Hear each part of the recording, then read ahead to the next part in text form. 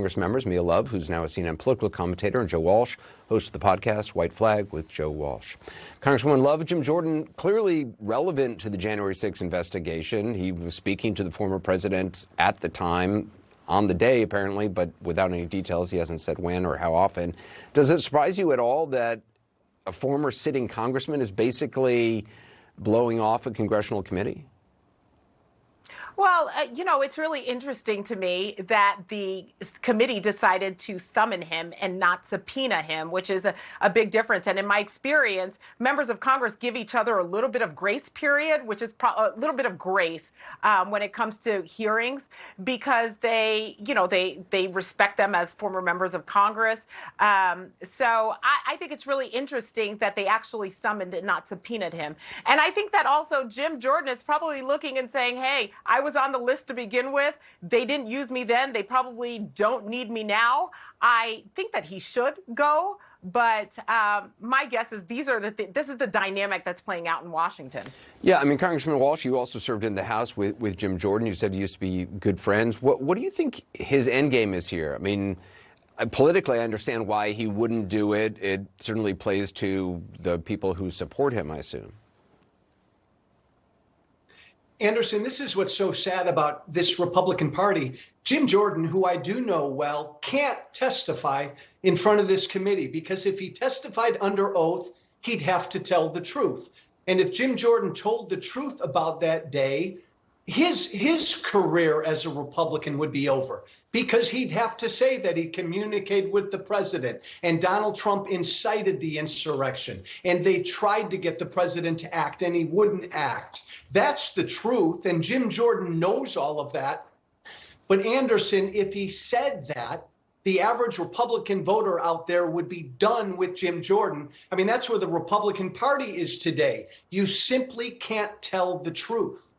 You know, it's so interesting, Joe, you're saying this, because, I mean, even a guy like Jim Jordan, who has bent over backwards to support the former president, who has, pushed the big lie, repeatedly gone to the mat for the former president, you're right. Even if he did testify and he just told the truth, that would nullify all the other debasement he's done of himself for the former president in the eyes of the former president and his supporters. This former president will attack anyone who tells the truth, even if they have been incredibly loyal to him.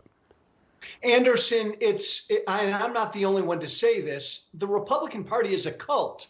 I know a lot of people say that, but what does that mean? That means they are all beholden to Donald Trump and the base of the party, which is beholden to Trump. And as a cult, you can't speak the truth. Look at Mike Pence. Look at all the supplicating he did to Donald Trump for 4 or 5 years. And then on January 6th, Anderson, he does his constitutional duty. And as far as the Republican Party base is concerned, he's done. Yeah. Jordan knows that.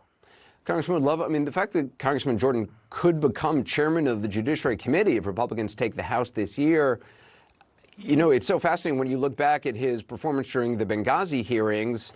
He was prosecuting that very strongly, asking, he was relentless on that. It's just so different when the table is turned. I mean, the hypocrisy here.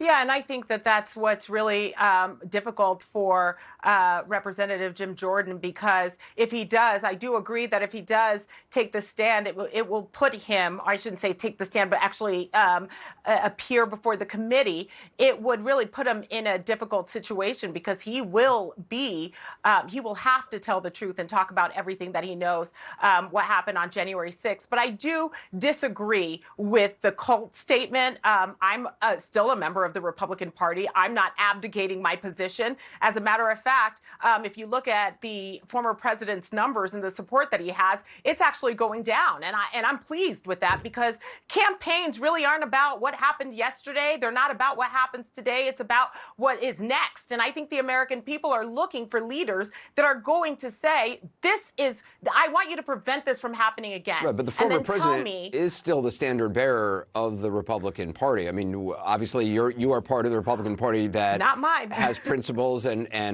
adheres to basic facts and truth. But that's not, I mean, could you win today running in that Republican Party without supporting the former president? I think you could. And you can look at Youngkin, who stayed away from being from trying to be tied to the president. He actually didn't run with the president, and he ran on issues that were important to the to the state and to the areas that he is going to represent. So I think that there is a path forward, and we can see that again with the dropping numbers of support that the president is having. And I know that there are members of Congress that are actually going and they're trying to run, still supporting the president. And I think those members are going to lose, or those people that are looking to be members of Congress are going to lose. Congressman Walsh. Anderson, I respect the heck out of Mia Love, but the fact is, if you don't say Donald Trump won the election, you can't get elected this year as a Republican. If you say January 6th was a violent attempt to overthrow the election, if you say that truth, Anderson, there's no way on God's green earth as a Republican you could win next year. Look at Ted Cruz. Look at Ted Cruz just saying the word terrorist about people who attacked police officers on the day of the insurrection. And he gets, a starring role in a way he didn't want on Tucker Carlson's show and had done probably severe damage to himself. But we shall see. We shall see if support is fading. We shall see. Yeah, Congresswoman Love, appreciate it. Congressman Joe Walsh, appreciate it as well. Thanks, Thank you.